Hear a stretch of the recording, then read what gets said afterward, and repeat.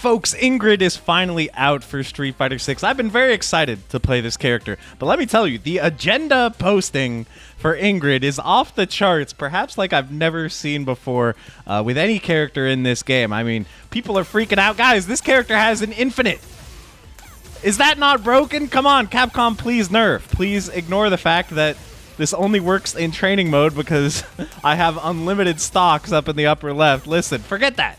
People got to get their clickbait on. Am I right, gamers? I mean, not that I would personally know anything about clickbaiting, but check this out, guys. Look at the damage on this character. She could do like 90% in one combo. Ignore the fact that this is max meter. It burns you out. It requires 4 gauges, and we're doing it on the lowest health character in the game. Clearly, Ingrid is broken. Obviously. Yeah, so anyway, we obviously won't know how good the character is for a little while longer. She does seem like her damage is very, very high. That part might not be too much clickbait. Her damage for combos seems really good. I've heard she doesn't have a true throw loop, so that might hurt her a little bit, but, you know, she can still, like, throw you in the corner, dash up, and check you with the jab. So, yeah, she definitely seems like she might have some sauce, but today I want to check out her combo trials, see how hard they are, see how much damage they do. After this, I also want to check out some of her actual more optimal combos that I've seen posted online so we can see how crazy can her damage actually get. And I want to show you guys some cool Easter eggs that this character has. I've seen a lot of very interesting little touches with this character. Seems like she was a very, very high effort addition to the game from Capcom, which I'm very happy to see, and I guess, you know, makes sense considering she's the last character of this season of DLC, and she's allegedly going to be the last character with story mode content, which is quite interesting. I've literally never done any of the story mode content with the DLCs, but apparently people do it, so it must matter to some people. Do you guys think that this means that they're like reserving resources so that they can release more characters a year? That'd be nice, right? More characters, more costumes, stages and stuff. It'd be nice if we could get that. Personally, that would matter to me a little bit more than story mode content, but it is what it is. I mean, maybe it means that we're getting a new game, right? Maybe no more story content for SF6 because we got Super Omega SF6 coming out that's gonna have a story expansion. I don't know. It would be nice. So yeah, up here, if you guys don't know, these are her sun crests. You charge it by doing this quarter circle back light punch, and then these like beams use 2 of them. But right now we have infinite because of training mode. So you guys will definitely be seeing people rage baiting like, guys, Capcom needs to nerf Ingrid. Can you see what she can do? Did they even test this character? No. Training mode only.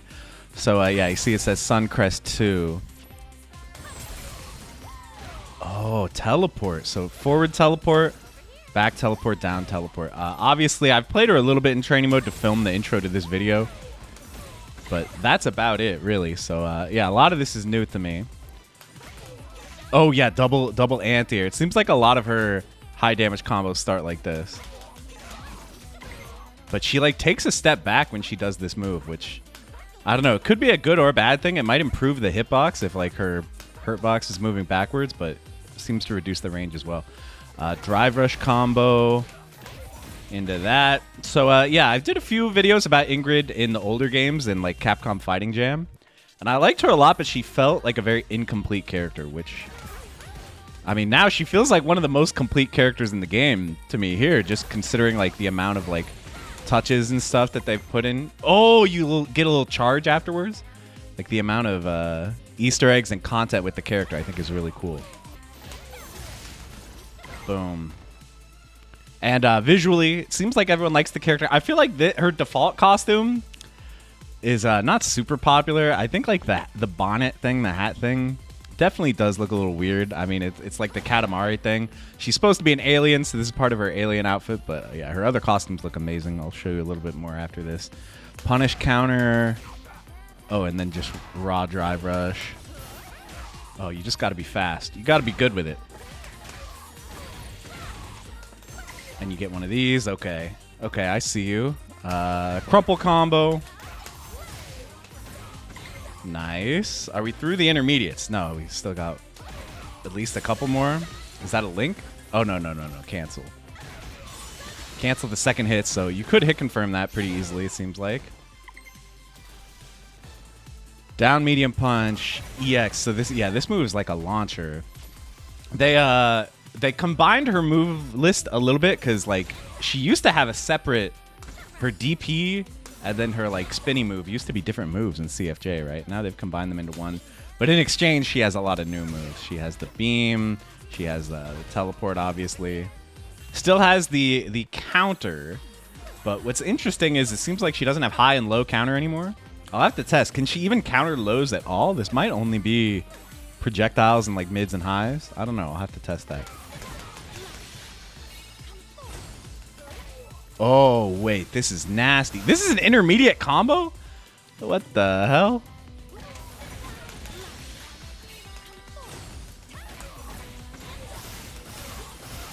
And then we stock up mid combo?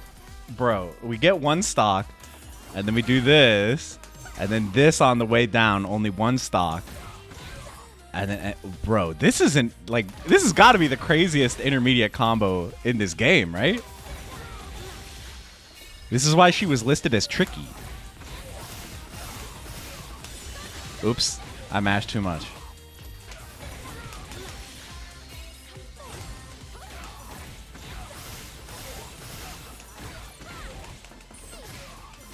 Oh, we got it. We got it. Okay. Wow. That was hard intermediate, bro. We're still not done. Overhead combo, of course. She did have this move in CFJ as well.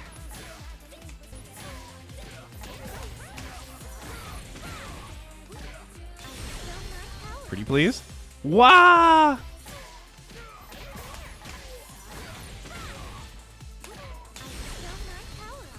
There we go. We just had to be way lower in the jump. Her level 3 is pretty disrespectful, I'm not going to lie. Well, her critical art, especially, where she, like, turns you tiny. All right, we're on to advanced. How hard could they be, for real? Okay. Suncrest 2. Double anti-air. We gotta, like, dash?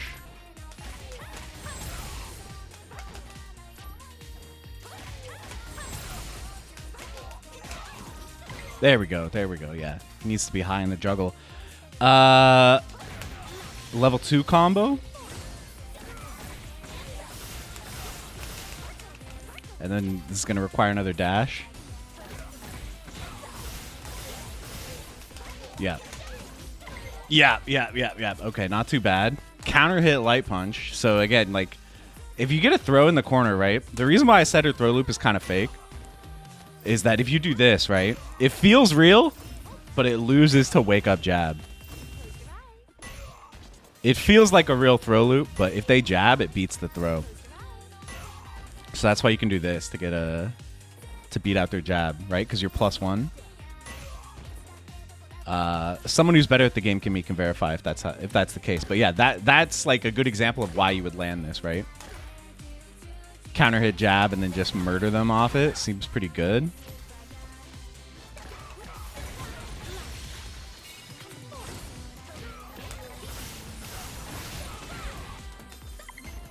Wow, more clever ways to charge mid combo. Oh, it's interesting you can only do this during a forward jump.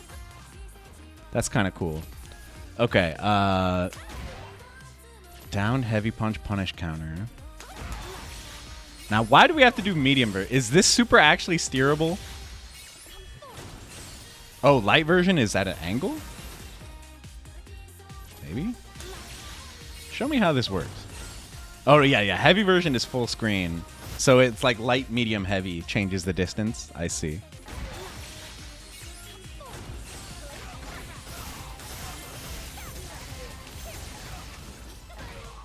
There we go. I said that one didn't look hard, but it ended up taking me a bunch of tries.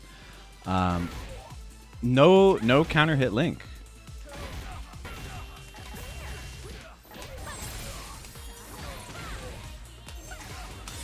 Yeah, I think you just need to be really low there when you do the quarter circle back medium punch.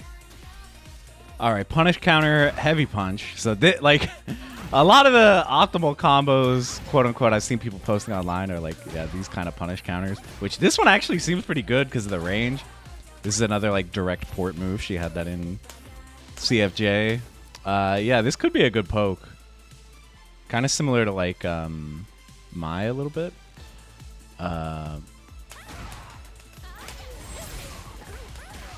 Oh my god, this is going to be a lot of damage, isn't it?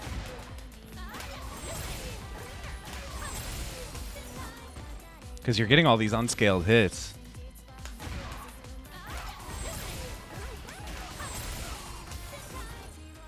Now, how does that work, though?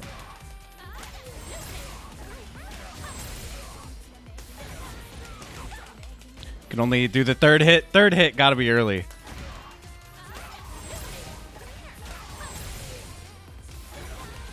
There we go. Third hit cancel. Yeah, that's a lot, but punish counter, max stocks, but still, man, that's a lot of damage. Jeez, and we did it. Hey, yeah, so her combos were not that hard. Honestly, like her intermediate 11 might have been the hardest one, man. Intermediate 11 was kind of serious. So yeah, we just did the whole thing with her costume 1. Let me show you guys her costume 2 real quick, which is her reference costume to her original appearance in CFJ. Okay, so when it comes to like magical Christmas land, spend every single point of meter that you have, get all the damage.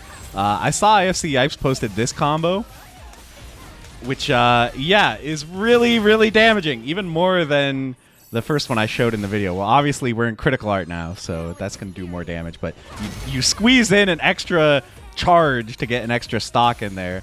And yeah, 7904, which again, this is ultimate magical Christmas land. 4 stocks. You start with a counter or a punish counter. You're in the corner only. 3 meters, and you're in C8. Yeah, this is ultimate. Never gonna happen, but that is a crazy amount of damage. And yeah, of course, we can just do the part of this combo that starts with an anti-air like that. And yeah, we're doing like what, 70% off of an anti-air, which again is very, very high. Yeah, we have to burn all the resources, although we still have a little bit of drive, so it's not as resource intensive as the last one. But yeah, 6990, very nice damage off of an anti-air. Although I found like actually her anti-air, like it's definitely like a decent button. Don't get me wrong, like you can see it'll beat jump-ins clean. But yeah, it's not really like a brain dead anti-air. If you try to do it like too low, you will get clipped. And if you're like a little too far, yeah, like again, it's definitely a good button, and the fact that you get this much damage off it is a little bit ridiculous.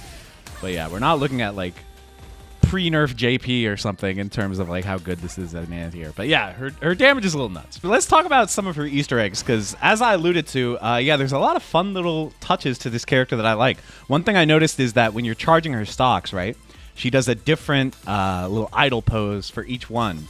So you can kind of keep track of how many stocks you have based on what pose she does. Like going to pose 3 always is the one where she turns around. Pose 4 is always the one with the wings. You know what I mean? So I thought that was kind of cool. And then once you actually get to max stocks, you can keep doing this move. And it feels like it doesn't do anything, but it actually has a secret function. If you are at 0 drive gauge, like you can see the current speed that it recovers. But if you hold this, it recovers much quicker. Yeah, so it might not actually be that useful.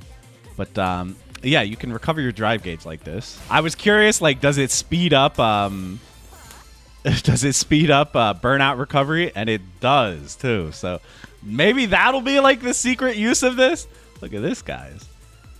We're getting our burnout back. Let's go. Of course, yeah, just like attacking and stuff also speeds up your burnout. So that might be more effective, is just to like be aggressive and like get it back that way. But yeah, it's an idea. Yeah, you can just hold this down, get all the stocks, and then yeah, maybe get out of burnout a little faster. In theory, we can talk about her taunts a little bit. So yeah, she has a standard falling asleep type taunt. She seems to fall asleep a lot. Like when she's burnt out, she gets really sleepy. And then her wind pose as well. I think sometimes she falls asleep. So yeah, she's got like her little buddy here. Her monoid, is that what it's called? A monoid. And if you do back plus taunt, she summons the monoid and lets him take over. So yeah, this was in some of the preview footage, but you can play as the monoid. I don't really think there's any reason that you would want to do this. The monoid cannot block, so even if I hold back here, yeah, we just get hit instantly, turn back into Ingrid, so that's a little less than desirable. Here are his attacks. He's got like three attacks that he can do, and no special moves as far as I can tell. He can jump, so I guess, yeah, that adds to his number of attacks. He can jump at you. He only has one jumping attack, this spinning move. It's the same attack no matter what button you press. And yeah, he can't crouch either, so not a ton going on with this guy, but it's like funny. Obviously, most of these taunts are like this, like Akuma, the one where he goes into Shin Akuma. Bison has one like that too, where it's like you would only ever do this against your friend to have fun. So it's cool that it's in the game.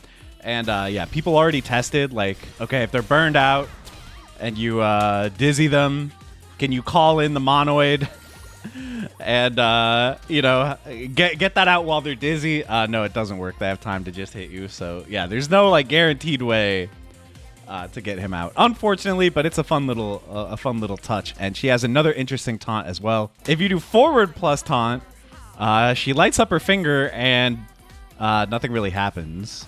She just puts it away. A little disappointed. But if you do it up close to the opponent, if you are in their face and you do this, come on, Ingrid.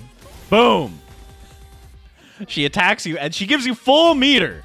I'm sorry, it went back down to 0 because I have it set to 0 on here, but you can instantly give the opponent 3 super meters, which is very, very funny. Maybe if I do it like this. Oh, no, it automatically...